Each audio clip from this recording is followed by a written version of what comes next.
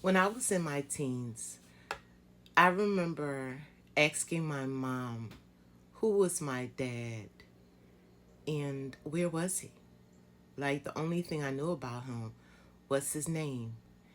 And my mom looked me straight in the eye and she was like, why do you want to know about him? Aren't I doing enough for you? Like, so I never asked my mom about my dad after that. But here's a clip of me in my teens in high school. I was about 14 or 15 years old, and I was performing in a school play. And of course, they ask for your parents to come and support you. My mom had 6 kids. I was the youngest. She was at work, or she was tired. But someone that I went to school with sent me this picture, and it just made me think about that moment. 40 years after I had that conversation with my mother, I found my father. And although I found him and he was in the cemetery, I still had located his family. And through his family, I was able to see what he looks like. The important way of how I found my father was because I sent away for his death certificate. And just by chance, it was actually him because I sent away, because I had his name.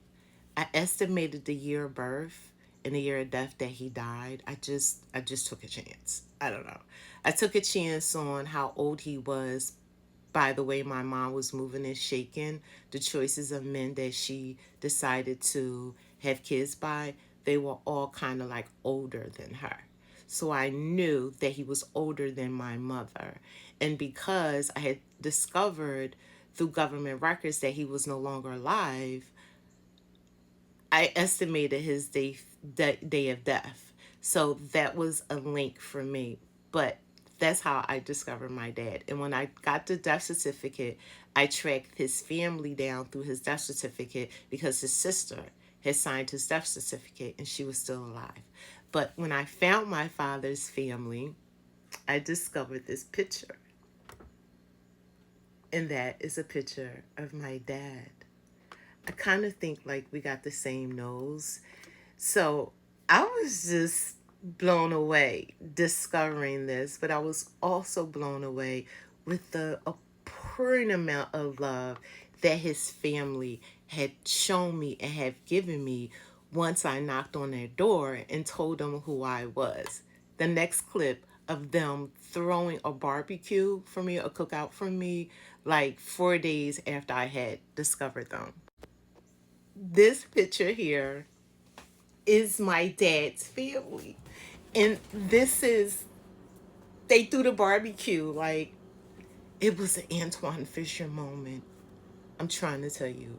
This is a picture, like, and there I am. I have an arrow there. I was so excited because I had my 2 kids with me and they had heard me like talk about, oh no, my dad, like for so many years.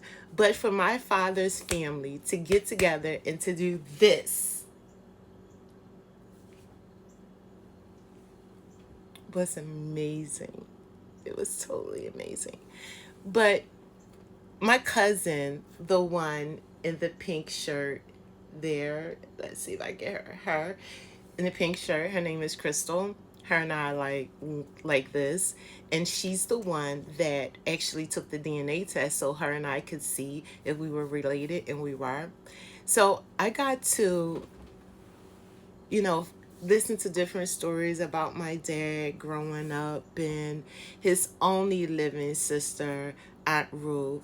May she rest in peace because she's no longer here.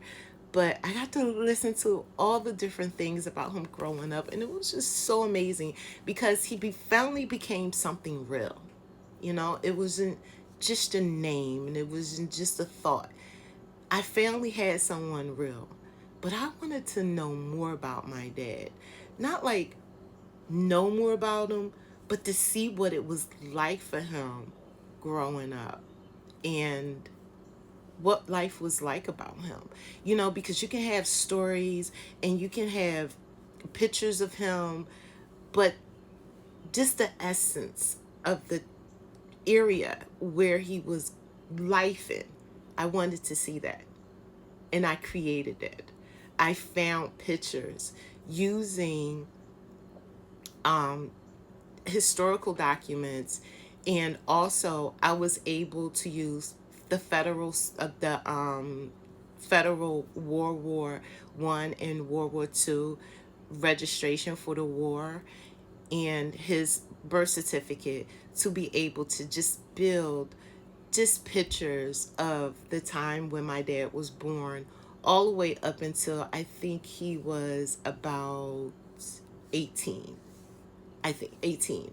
I was able to find pictures to give me visuals of what life was like for him. And I wanted to share that all with you. And I want to also implement and put it somewhere where I can go back and I can see.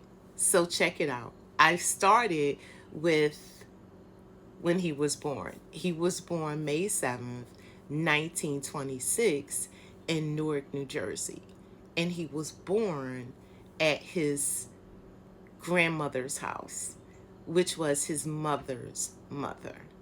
And they were from Georgia and they were pretty much moving their way, to north. But they had settled in Newark, New Jersey during a time during the 1920s. And like I said, my dad was born in 1926. So I was able to find a clip of down the street of the block where my dad was born in 1926 in Newark, New Jersey. So look at this. My grandmother's address and on my dad's side, and where he was born and where his mother and his father was married at, was at 336 Washington Street in Newark, New Jersey. And here's the 300 block of Washington Street in Newark, New Jersey. Look how, look at this.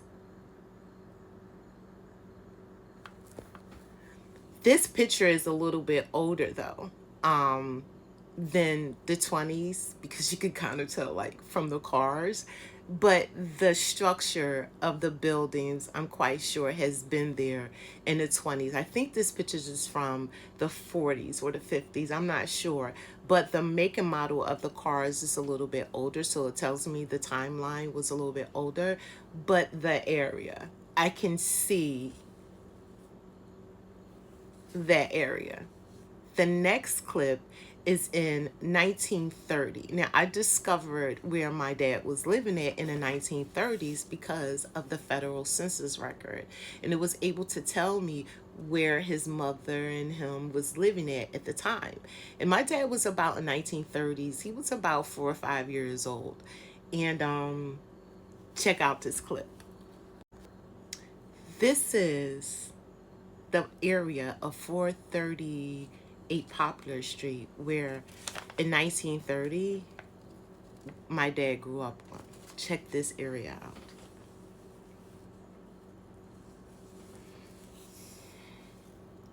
I don't know if it's because it's black and white.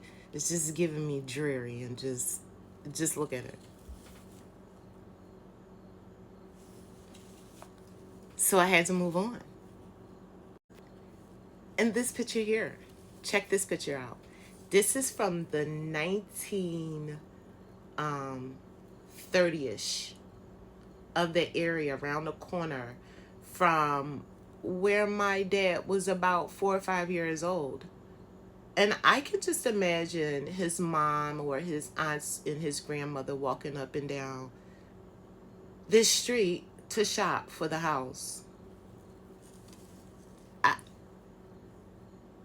It's the picture for me.